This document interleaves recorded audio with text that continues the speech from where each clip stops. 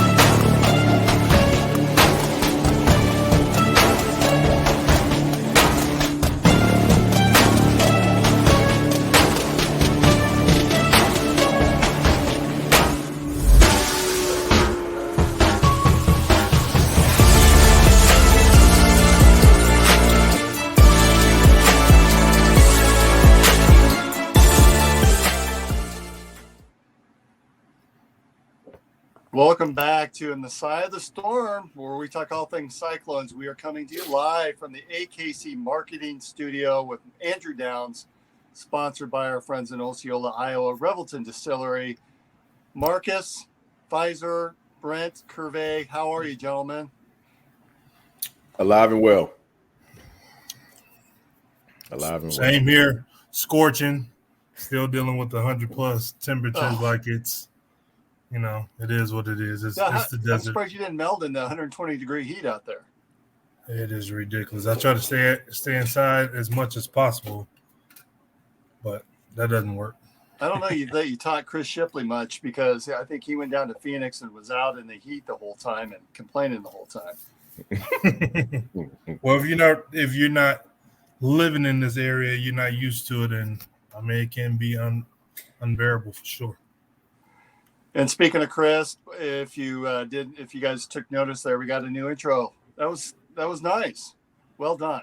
Mm-hmm. You guys are in the big time now. Big time production skills. It's above my pay grade. I'm nothing will be about doing it. great. So we have a guest tonight. It's been a while. We're a little bit on our summer hiatus, but there's some fun things going on within the Iowa State University and Cyclone land, and obviously a key member of the university nowadays is Brent Blum, who is the executive director of the We Will Collective. And Brent, welcome aboard.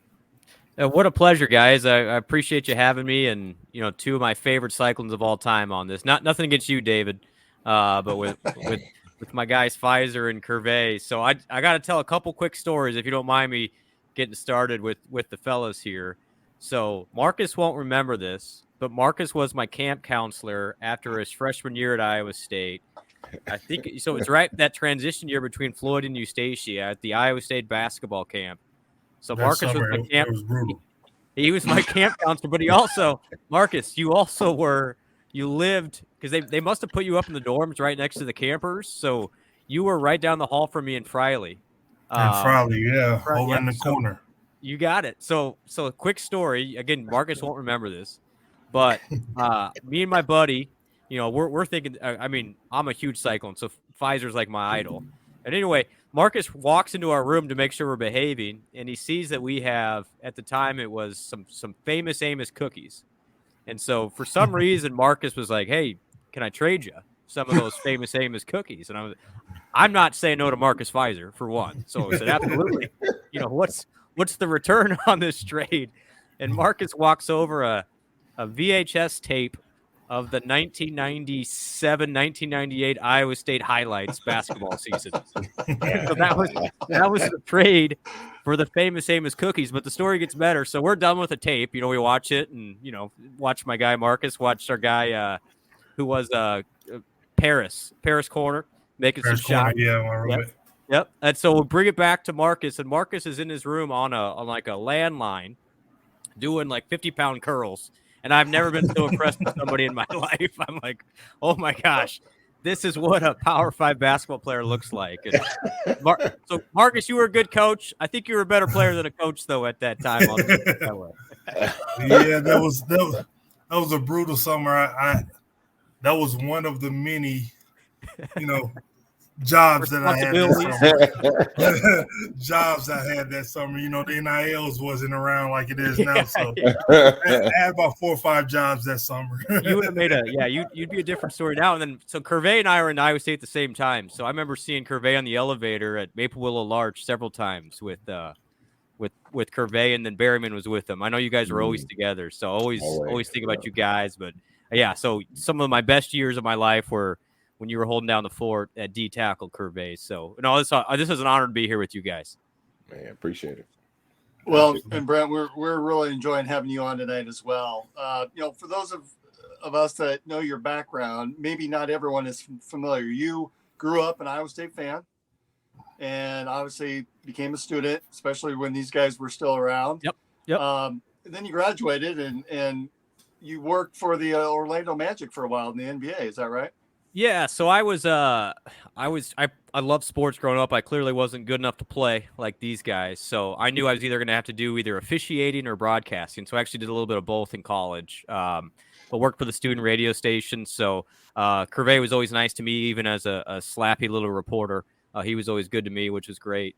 But then, interned with John Walters when he was at Channel 5. And then actually my senior year at Iowa State, I called the Iowa State women's games along with Rich Fellingham, which was an awesome experience. Some really good players on those teams. Lindsay Metters Fenley was the point guard for those teams.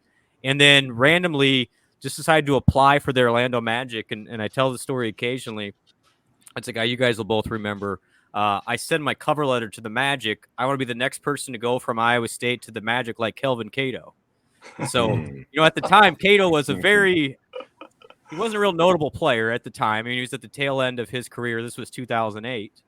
And the hiring manager calls me and says, I don't normally call people from Iowa, but anybody that puts Kelvin Cato in a cover letter, I at least have to give a call back to. So they flew me down there. They hired me. So I owe Kelvin Cato with my start in sports broadcasting. And then my first day down there, I realized the NBA was a different world, as Marcus knows, where these guys were throwing some bets around about if Marcin Gortat, this old Polish center, could dunk from the free throw line and all sorts of stuff. So I learned pretty quickly that I think I was more mature than Dwight Howard, but I was pretty starstruck. But you learned right away that they are pretty normal guys at the end of the day. And really 99% of them, as I'm sure as Marcus can attest, are really just normal guys that just happen to be very visible in the sport they play.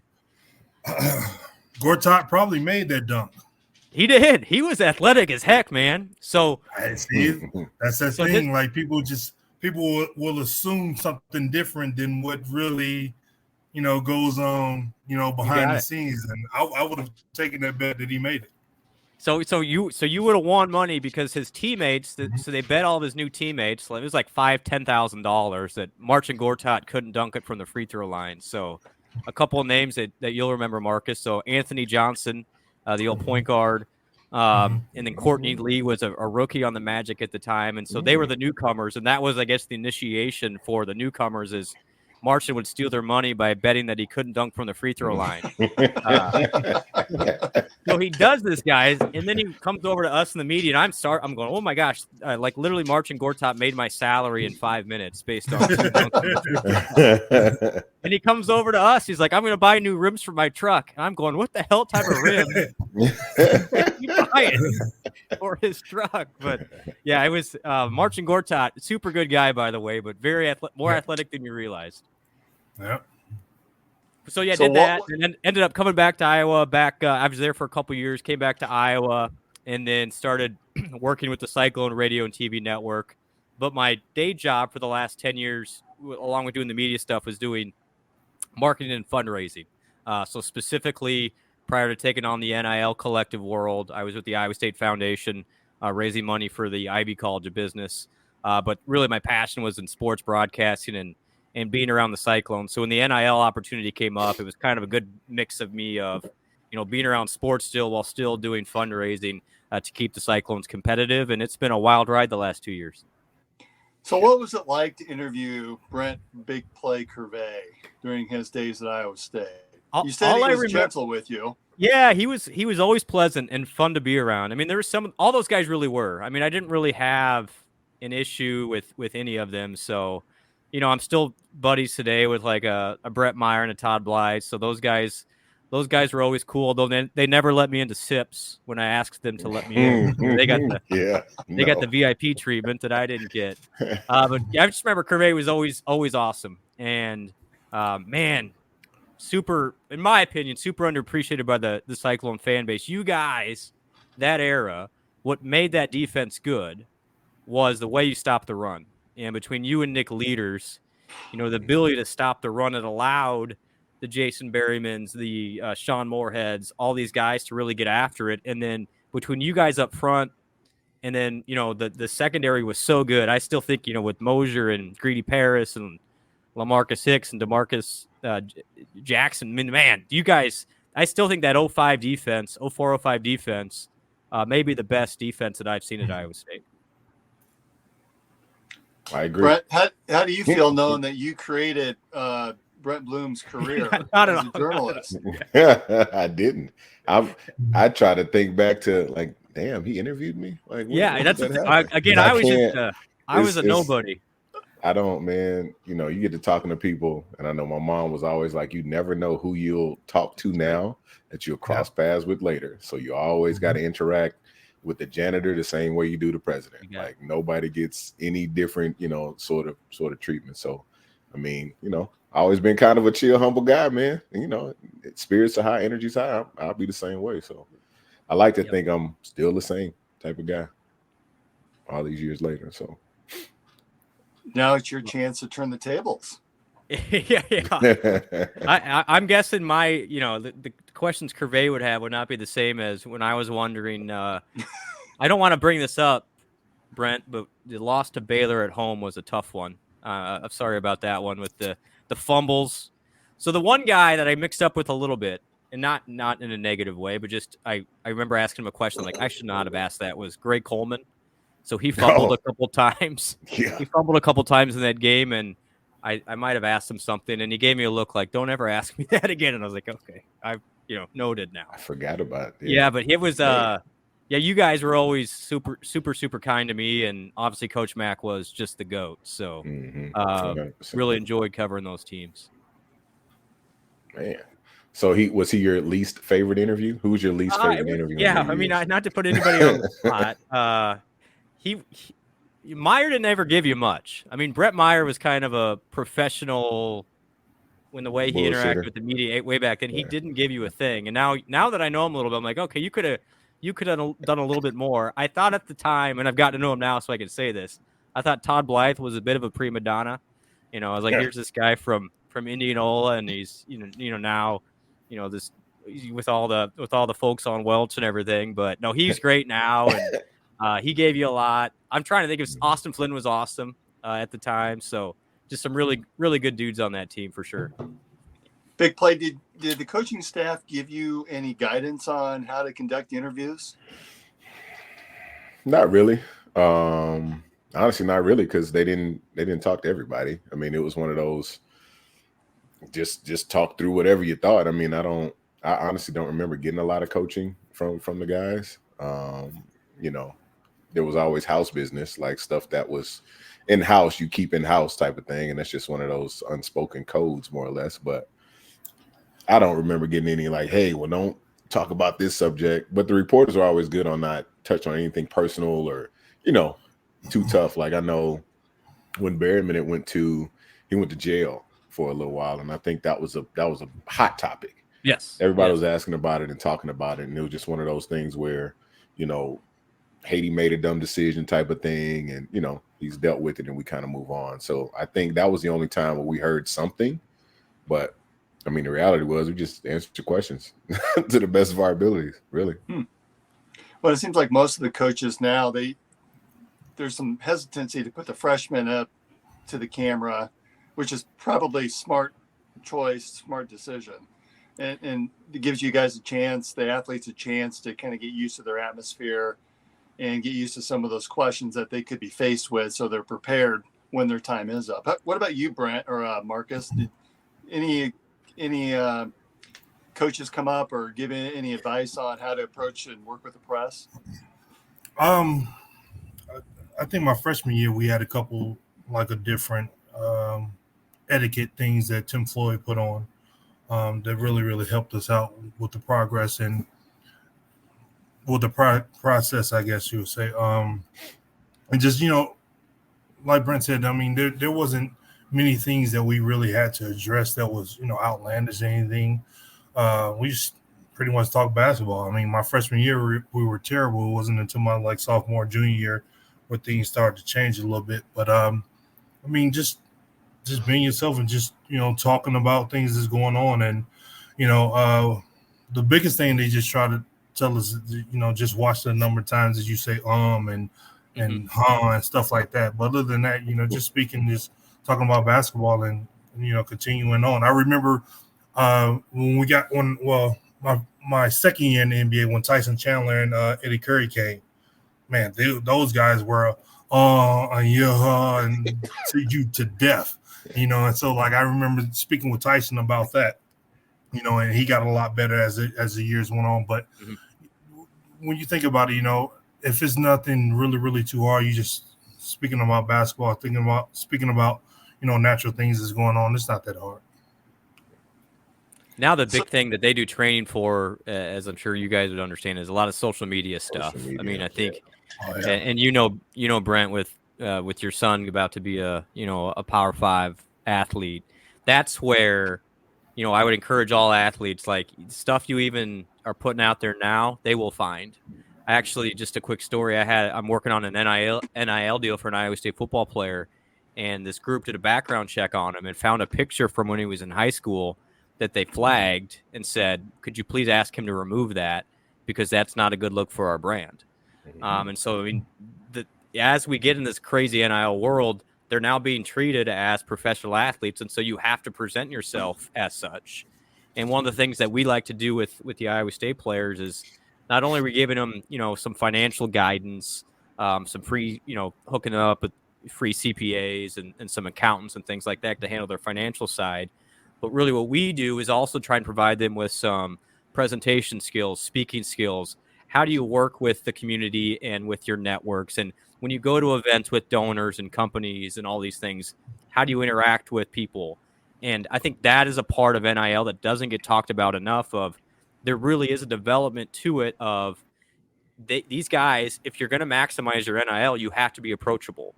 And these brands want you, just like Brent and Marcus know, if you're going to work with somebody, even if you're 19 or 20 years old, you're still representing that company, and you have to act that way.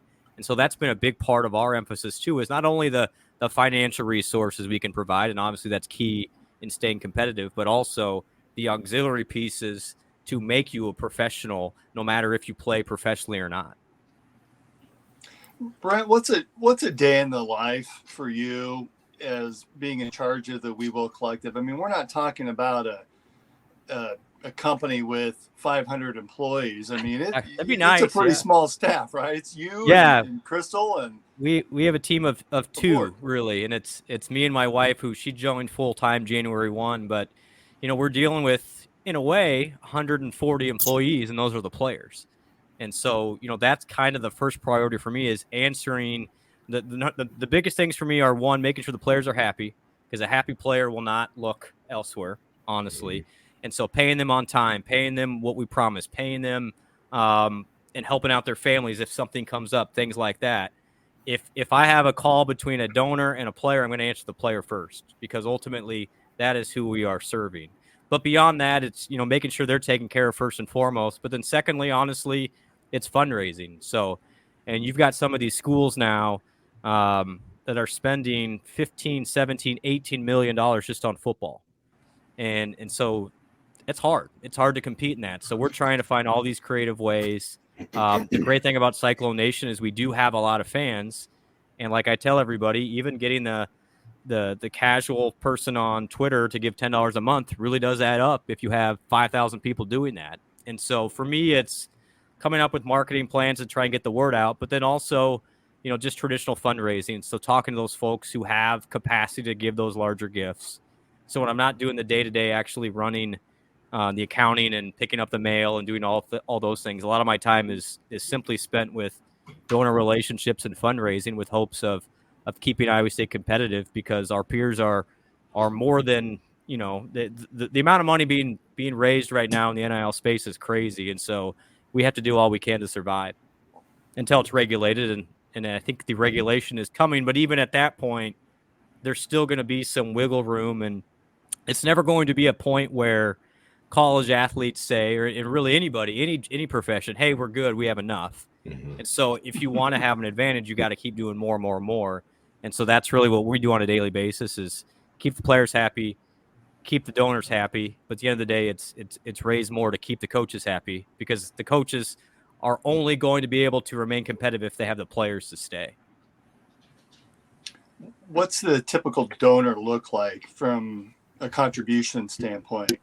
Yeah, that's the neat part. So we have I'm super proud of this and proud of Cyclone Nation. We are pushing about 10,000 total donors, which is actually more than gives to the Cyclone Club, which is really, really cool. But our typical donor, honestly, is the $10 a month person, or the person who gives $25 on Venmo when they can. Obviously, in the rule of fundraising, it's 80-20. So 80% of your dollars come from 20% of the people. So those are the bigger gifts that move the needle. But what we found out is we're closer to, our numbers really do add up. And so we're not like an Oregon who has Phil Knight who can just say, here's $20 million, have fun with it. We have to do it with those $10, $25. Sure, we'll take the $5,000, the $10,000 gifts as well. But it takes a whole village to figure this out. And so our average gift size is $25, David. So that's what we're working with. So we're almost doing it the grassroots way. And if you can do it with numbers, then you don't rely on the emotion of one big donor saying, hey, I'm not in anymore.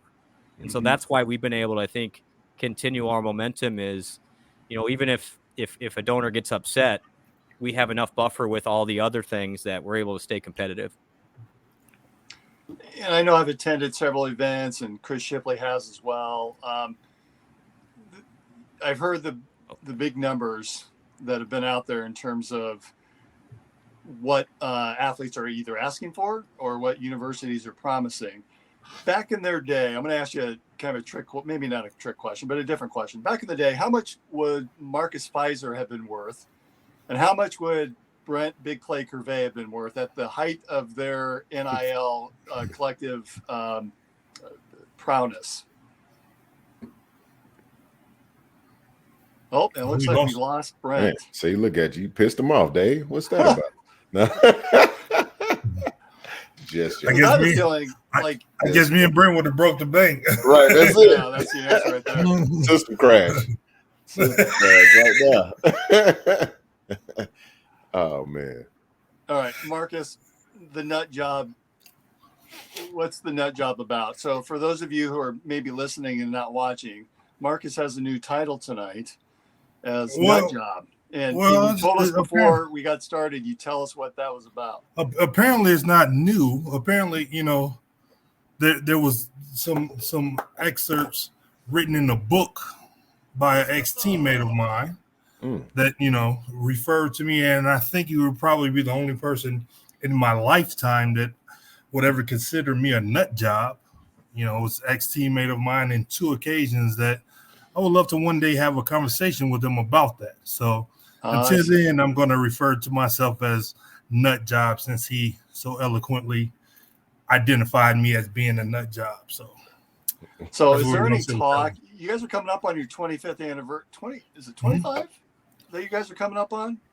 Is there has the athletics department reached out about a reunion at all? They have. I've been speaking with a few different people. Matter of fact, one of my best friends, Thomas Watkins, we text. I think it was today, earlier this morning, or either yesterday about it, and he's asking me about it. What are the plans and things like that. I told him I don't know off the top of my head right now because at that time, Marcus Jr. would be, in school, and I don't know, what his schedule is going to be like if he's playing or not. So we'll see as the time gets closer and closer, and what that will be. But yeah, we've been in talks about it, trying to wrangle everyone up together. Hey, Brent Blum, welcome back. Sorry, guy. I think my kids are on YouTube too much, so they screwed up the internet for me. So, Marcus knows that all too well, doesn't he? Going through the same thing. You're pulling the Pfizer on us. I got two different internets in my house. That's the way to go. I'm gonna need a professional, dedicated line here. The kids are watching too much Peppa Pig or something. Man, I don't know. And maybe it's Robux or whatever. Yeah, there you go. Yeah, probably. Well, or the new EAS college football game. Have you guys tried that yet? I want to. So I've got a 6 and a 4-year-old guy, so I can't blame it on my kids yet. So I'm hoping they get old enough so then I can purchase the PS5. So I got a college age kid, and I've already gone through 2 seasons and hit the transfer portal twice. There you go. Just messing around with it, How was your transfer portal recruiting? Got any tips for me? None at all. It's you select, you just point and click whichever one you want. Don't ride the bench though, because from what I understand and stories I hear, you better make sure you're a starter before you move to another school, because you'll just be simulating a whole lot of games that way. I thought I was going to lose my mind when I saw on Twitter that Abu Sama had entered the transfer portal, and then there were comments about it was on EAS college football. Yeah, don't believe that. So, Brent, when you just left there, I guess the question was being posed back in their heyday. Yeah. What do you think the NIL value would be or would have been for someone like Marcus and Brent? It's funny because I was thinking about that when I was coming on here today. You guys are at 2 of the most viable positions in college athletics right now. I don't want to make it feel bad, like you didn't get what you desered, but honestly, we didn't 100%. Nowhere close. Nowhere close. We had to sign what we had to sign in order for the kids to have what they have now. We get it, but Hey. So the most viable positions in football, it's just right now in Power 5 football, are the quarterback is number 1. But then really it's defensive line, and specifically defensive tackle. I mean, it's just hard to find those guys. And there's a reason why. And one of Iowa State's best defenses was when Curvey was there and Leaders was there. And why Iowa State's been fairly solid the last 5 to 6 years is they've had really good defensive line play. I truly believe that defensive line really is the make or break difference. When Iowa State's been poor defensively on the line, if you can't stop the run, you can't do anything in football. I mean, that's at the end of the day. So D-line's big. Offensive tackles are getting up there. I mean, it's just very similar to the NFL. I mean, you can almost draw parallels on the football side. And then for college basketball, if you can find a post, if you're a post in today's environment, you're getting paid. I mean, end of story. And Marcus, I don't want to even put a number on what you would, if you were the portal now let's just say after your sophomore year, after your junior year. Again, I'm not trying to make you feel bad, but you would have been offered at least $1.5 million, at least $1.5 million. So that's what some of those guys, the high end for big post players, are getting, specifically productive post players in the portal. And yeah, that's the nature of it. Now guards are a little bit different because it's just like demographics. There's just more guards out there than bigs. So if you're a skillful big and you can shoot it, you're going to be doing quite well. And some of these guys really are. Thankfully, at Iowa State, we've been able to kind of weather the storm with some of those guys. They love playing for Coach TJ and all the extra stuff. But Hunter, it's no mystery. Hunter Dickinson at Kansas is making well over $1 million per year, and you could argue he deserves it because the amount of money brought in to that athletic program. So I'm never going to begrudge the kids ever in this space. But that's just what the market is. And finally, these guys are getting what the market dictates, and that's what the market dictates. Yeah, that probably would have got me back for my 4th year. Yeah. So that's interesting, Mark. The thing is, a lot of these guys, and you're a different story because you were, top 5. But a lot of these guys that are fringy, end of first round, maybe your second round. The good example is the kid at North Carolina, Bacon. He stayed because he got paid more at North Carolina last year than he would have as a second round pick. And so there's educated decisions that these players are making of, I might be better off, especially if I like college, hanging around because I'm going to get more endorsements as the big man on campus at North Carolina than I will as, the 11th guy on the NBA bench or playing in the G League. Right. And so there are sophisticated conversations that are happening on the college football side, similar specifically for a quarterback. Those guys are getting just like big post players. I mean, there's quarterbacks in this space that are making $2 million at least for some of the high end guys because it's really hard to find a good quarterback, and it's football. You need a good quarterback to win, and so those guys are in the Big 12, huh? Exactly. Yeah, and there's some really good ones. So that's what we're very grateful to have Rocco back as the Iowa State quarterback because Matt said this publicly. We've shared it on some of the stuff we've told our donors is he had multiple opportunities to really chase the money, and he decided to stay because number one, like he told us, is I love it in names. I love my coaches. I love my teammates. And he's like, I want to win a championship and I want to do it in names. And so you're going to, the great part is these kids they have to make really adult decisions, and very grateful for them for literally, I think we're the only Power 5 program that kept every starter in men's basketball, women's basketball, and football this past year. Yeah. And it's not necessarily to do with, obviously us helping them financially is a part of it, but really it's the culture of Iowa State and not wanting to let their teammates down. That is the bigger part of it. Because if it was dollar for dollar, these guys all had better opportunities. Yeah. It's interesting. I know this group, we've talked a lot about the commitment level, and Marcus and Brent have shared their thoughts over the months of, hey, once you commit to that program, I'm committed. And we talked about what would you have done had NIL been available. Yeah. And Rocco was really a chip off the old block of Marcus and Brent because he has stuck around and he's made that commitment. And you had a very special event for athletes up in Perry here a couple of weeks ago that he basically donated a lot of his NIL dollars towards that program. Yeah, it was awesome. It was one of the cooler things we've been able to do. And I'm glad that got some attention. You hear some of the negative stuff of, oh, this player got this or that, or they're getting this and they're getting this the Lamborghini or whatever. And really people like Rocco and his teammates too. I don't want to. So Rocco paid for his teammates to be there for one, which is really cool. So he helped out his teammates with his NIL earnings, and he made a very generous donation to Perry, who has obviously gone through a lot with the tragic school shooting in January, and then also with some other community things that have happened to that town. So it was awesome. And there was 100 kids from Perry, only open to Perry kids. And they had a 3-4 hour camp with all the top Iowa State football players that all, went out of their way to make these kids' summer, I hope. And it was all Rocco's idea. We helped facilitate it. We helped put the camp together, but it was him. And again, one of the really neat things that NIL can bring about.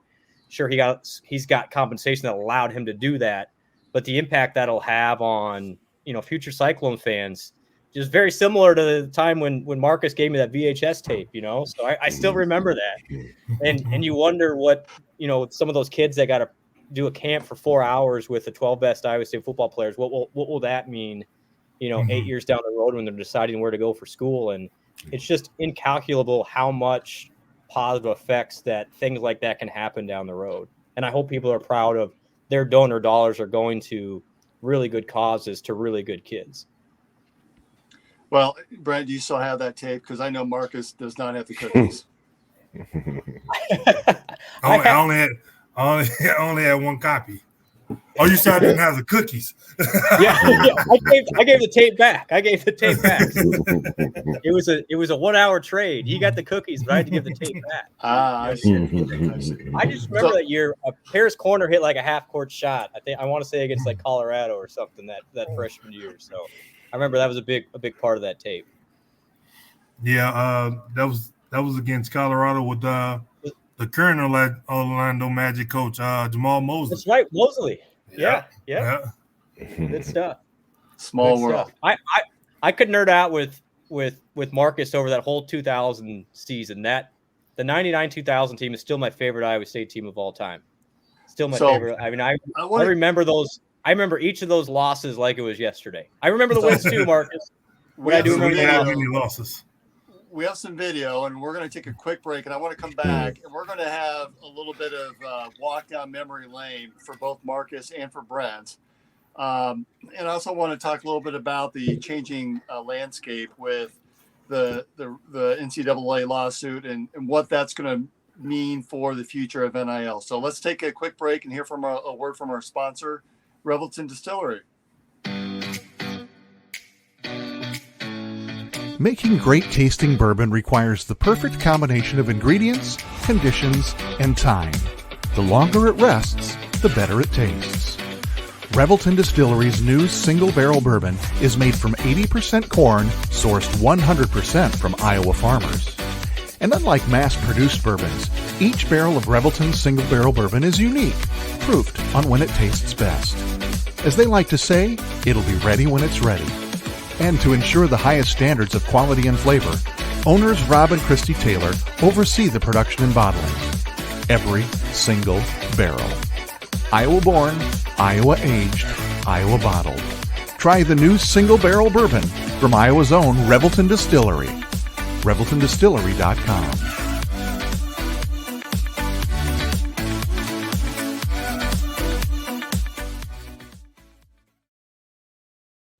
All right, we're back, and here's my favorite right there, the Revelton Mulberry Gin. If you've not tried it, pick it up. That's my flavor of the week this week. So we were talking a little bit before, and I want to get to the videos here shortly. But Brent, there is that lawsuit that the universities are now going to have to pay a considerable amount of money back to the players, which I know Brent and Marcus will fully support.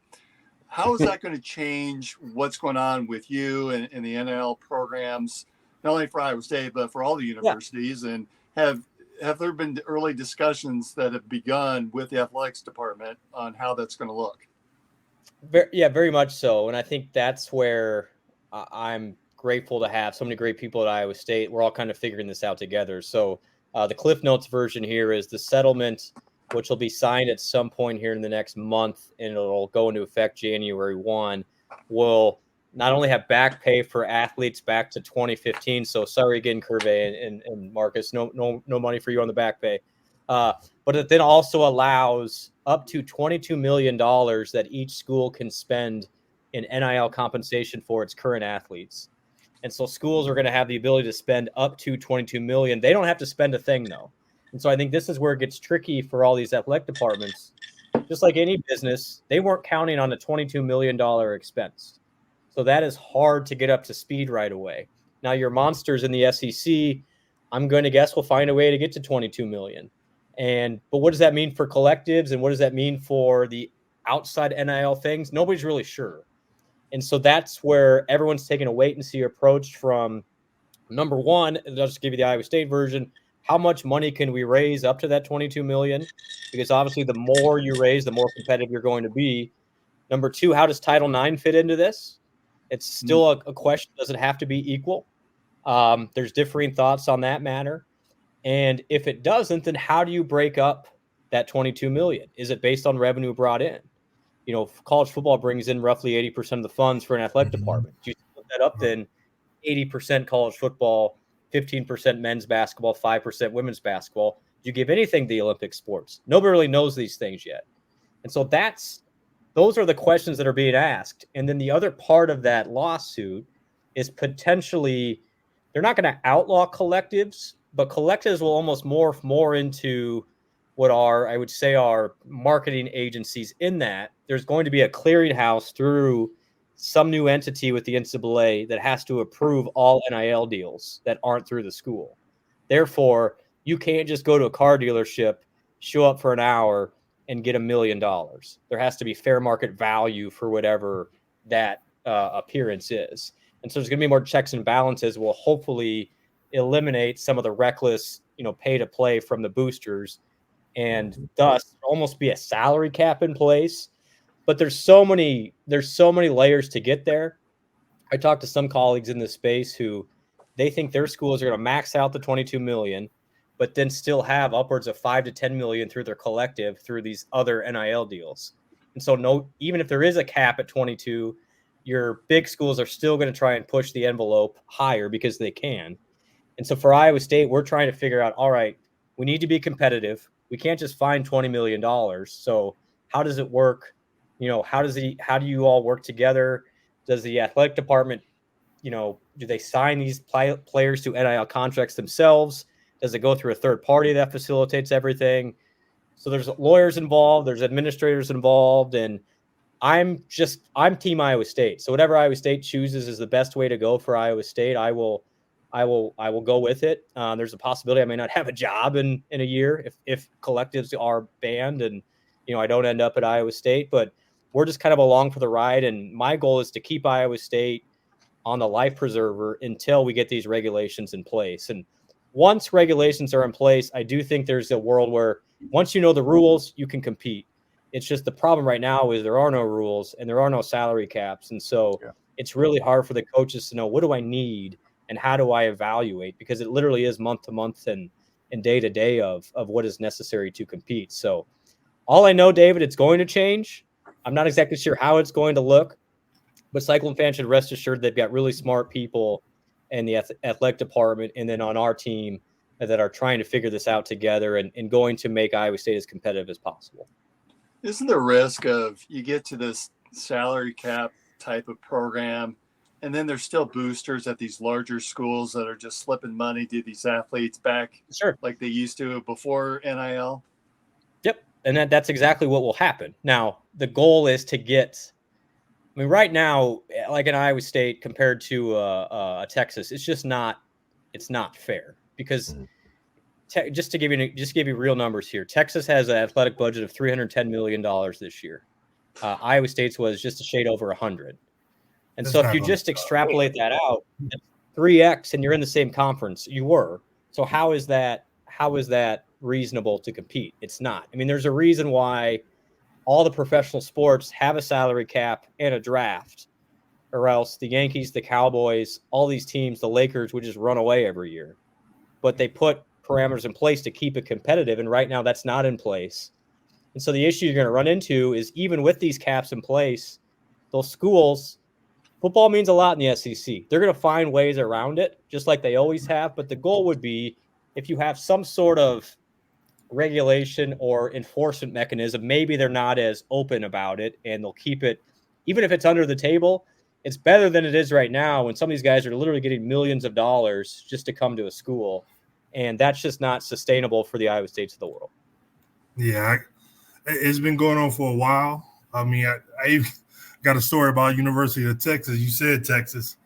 I was, in transition after a couple injuries in the G League, or it was the D League back then in Austin, trying to, work my way back to playing shape and all that different stuff. And, at the time, I was dating a girl that actually played for the softball team. On the University of Texas softball team, had some good teams. And so I was going to the weight room, the training facility, at UT.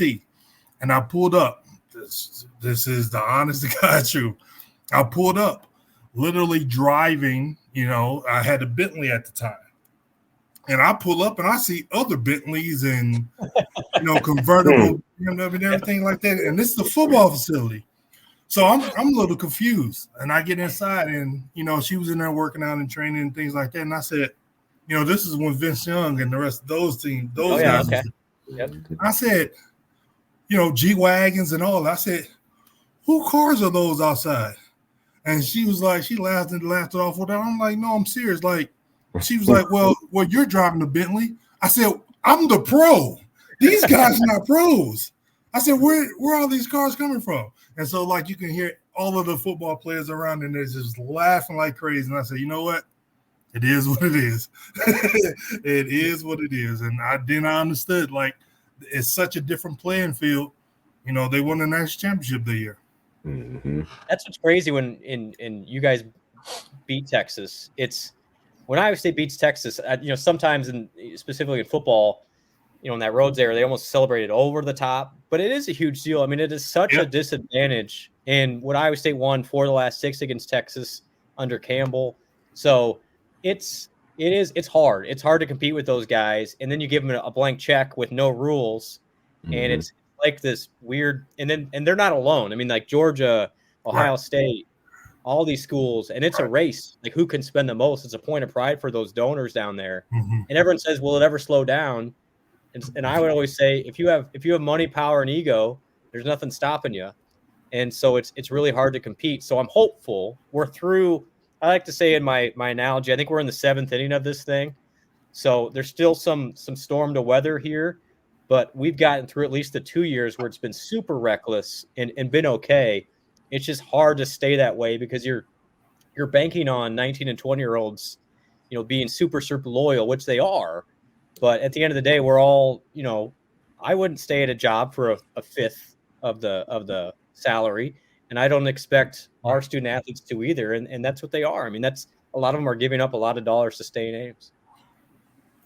Just the challenge there is you're hoping or expecting someone to step forward and have the balls to set rules. And the NCAA is just not that. I mean, we've seen it over the years. They just don't have it.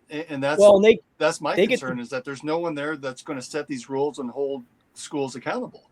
Yep. And they get the blame always, but it's not, I don't always, now the NCAA is way too slow to react to all this stuff, but now it's people that are the main power brokers in college athletics are, really the conferences. So schools in the SEC and the Big Ten, those elite schools, they don't want the little guy to be competitive. They have the advantages because they have the money. And so they have not been really willing to say, hey, put those guardrails in because it's to their advantage. It's to Georgia's advantage to keep it this way because Georgia's really successful with these rules. And so you almost need a czar of college athletics to say enough is enough. We all have to be on the same page. But right now, so I'm watching the Game of Thrones. I know I'm like 10 years late. I get it. Mm-hmm. But right now we've got like the 5 kingdoms here, and they're all fighting each other because each commissioner doesn't want to lose its job. So if you have one commissioner that oversees all of it, 4 commissioners are going to lose their job at that point. And so you really, when ego, money, and power, nobody wants to give that up. And so that's why it's been hard for any rules to be put in place because there's always somebody when you put in a rule who wants to challenge that rule because they feel like they're losing their power. Yep. That's why I'm kind of reluctant to the fact of thinking that it's even going to go through. There's going to be some kind of stalling, even if there's a time that comes about where it has to be signed or is going to be signed, somebody's going to challenge it, even if they're not saying anything about it right now, because, stall tactics is what we do best in this country, and that's what's going to happen. It's a great point. Yep, and that's where we're kind of on the Iowa State end, we're kind of taking all angles now. It's like we might have to be around as a collector for more than we think. It may get settled soon. So you got to be very flexible to see where it goes. I agree with you, Marcus, that this is not going to end. There's going to be a lot of hiccups along the way. And so the athletic departments and the collectives that work together to weather those hiccups are going to be better off. But at the end of the day, what I always tell our donors, anyone I'm meeting with, is honestly, the more funds you can raise now, it only helps because I know we're going to use it in a great way. And if we have extra that we can give to Iowa State if we go away, then so be it. So the more, the better, honestly, to stay competitive. But again, we're not in a vacuum here. Everybody else is thinking the same way. And so it's just going to keep rising. And I would say it's a great time to be a college athlete. I mean, it really is. And I'm glad for them that they finally get what they deserve. But it's, these guys, and it's the way it should be. There's so much money in college athletics that it's about time. But it's also frustrating for guys like you who would have definitely benefited from that. But I'm glad now that we're to this point. I just think we need a couple more rules in place to make it a little bit of a fair fight. Yeah, because I declared for the NBA draft because my parents' house burned down during the season. My parents hadn't even told me about it. Again, this is back in the time before cell phones and all of that. So they just allowed me to play. It wasn't easy getting information to me, anything like that. So I literally had no idea that the fire had happened in February, and they didn't tell me about it until we lost to Michigan State. So, that definitely, we said jokingly earlier, but that definitely would have gotten me back for my fourth year. All right, yeah, that's been the neat part. Yeah, and one real quick, one last thing for you guys. The neat part for me is working with the athletes and their families, and you guys know you play with teammates that, they're not all from Iowa. They're not coming from much. A lot of them, their parents had never been to Iowa before, and so one of my favorite stories is we had a football player. He was a fifth-year senior. His parents had never been to Ames because they couldn't afford it. He used his NIL money to fly them up to see him play in his senior day. First time they'd ever been to Jack Trice. And those are the really cool things that can happen thanks to NIL. And I'm glad some of that gets attention, but I think the general public thinks, oh my gosh, all these athletes are making so much money. There are some that are doing quite well, but the reality is $5,000, $10,000 for some of these guys and gals gets a plane ticket to fly their folks to come watch them play. That's a big deal. You're absolutely right on that, Brent. All right, so let's have some fun here. Brent and Marcus had unquestionably outstanding seasons for the Iowa State Cyclones. They had some big plays as well. And Brent, you didn't necessarily have the opportunity to call their plays because you were either in school or maybe in junior high when it came to Marcus. So I think Chris is going to pull up Brent Curvey in one of his games, and we're going to give you an opportunity to oh my gosh broadcast to the world as if you were there that day one of the plays that Brent Curvey made as an Iowa State football player. Got to be a scoop of score in there. Got to be a scoop of score. I can't wait. I got an idea what it might be. All right, so Chris, here we go. Oh, this is Baylor. Footage. Are we going? We're going. Okay. So this is in Waco. It's so bad. It's so this is bad. in Waco. We're in the 1970s. It looks like. Okay, here we go.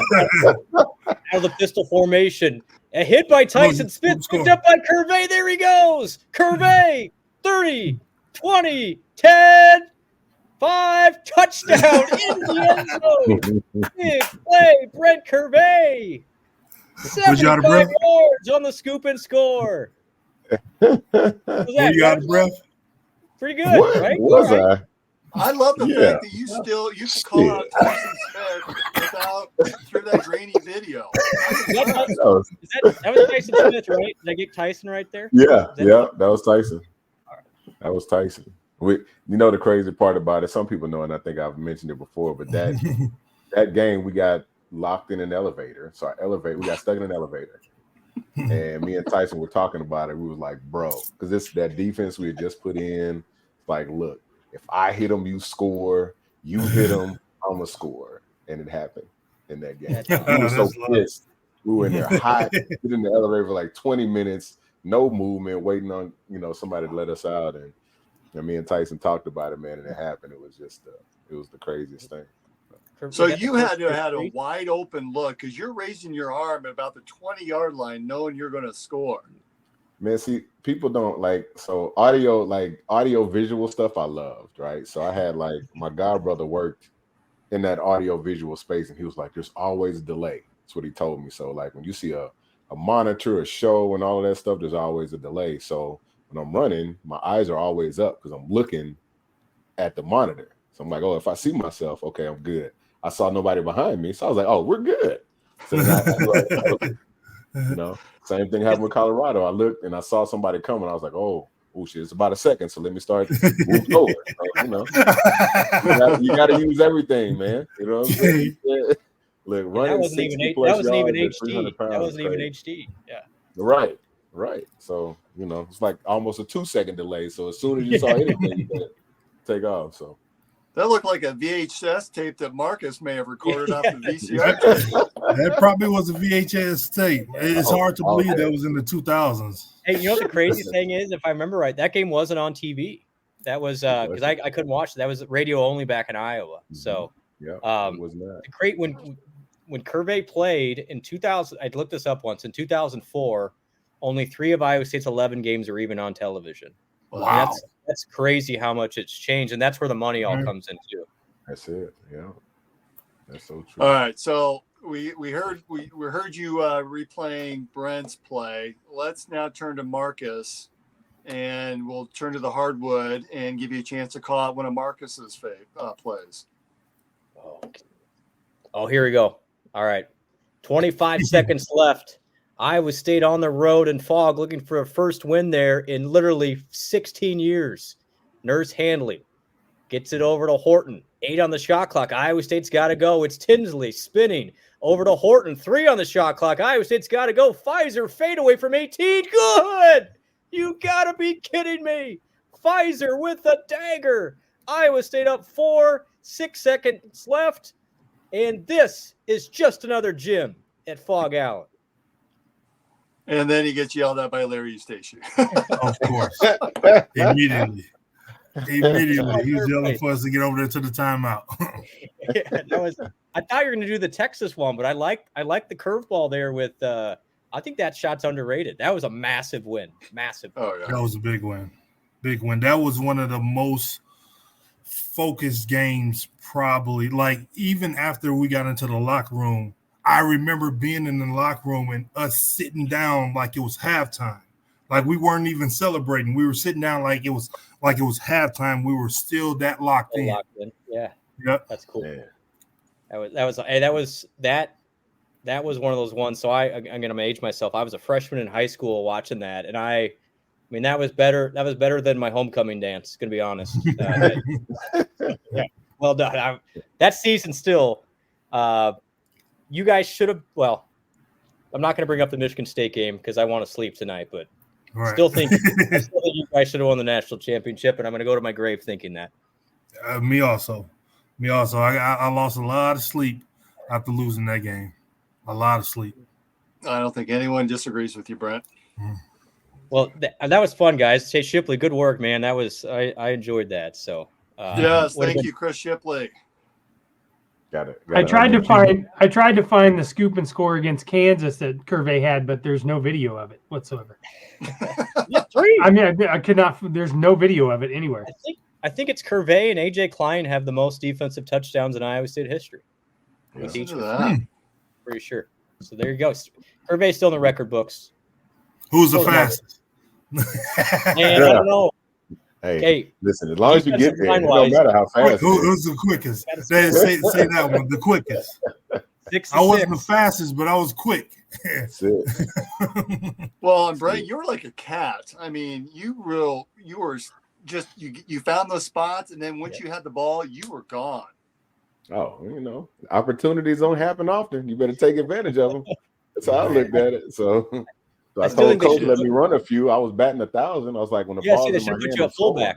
Yeah. But they never let me do it. They talked about it, got me excited, but never. Didn't want to risk it. So much for that. All right. Well, it's been fun, guys. Boy, Brent Blum, it's been a pleasure to have you on the podcast. Thank you for sharing all your knowledge about We Will Collective. And, if there's anything that listeners or viewers can do to help contribute to We Will, how can they do that?